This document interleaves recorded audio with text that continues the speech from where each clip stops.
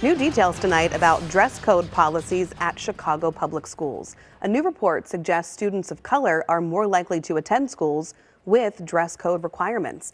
Chalkbeat reporter Adam Babetsky joins us live to discuss his findings. Adam, thank you for being here. Hi, thanks for having me. Can you walk us through the CPS data that you dug through and what it shows? Yes, so I'm a graduate student at Northwestern University, and that's how this project originally started, along with two other graduate students, Hani Najjar and Shuwei Yan. We looked at data from the Chicago Data Portal that's available online and school data, which shows basically anything you'd ever want to know about Chicago's public schools, their dress codes among them. And what we ended up finding was that there is a correlation between the percentage of white students in a school and the likelihood of having a dress code. So one statistic that was shocking to me was that fewer than 10% of students in CPS high schools right now are white. So these dress codes disproportionately affect Black students and other students of color. Three-quarters of students in Chicago public high schools are listed by CPS as low income, and they are likelier to be in schools that have dress codes. Do the schools give a reason for why they have these dress codes?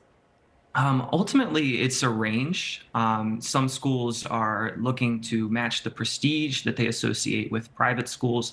Other schools are looking to enforce discipline and uniformity.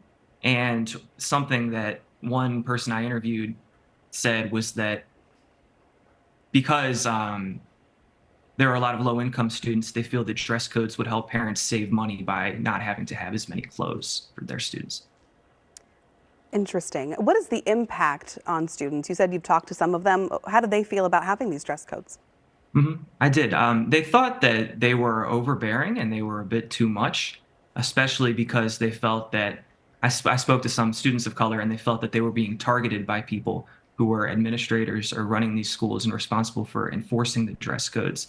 And they found that it hindered their time in school, and it was ultimately a negative experience for them. There's national data that shows that students of color who are dealing with these dress codes are likelier to drop out, they're likelier to be punished, and they're likelier to be suspended from school, which is something that can affect academic performance.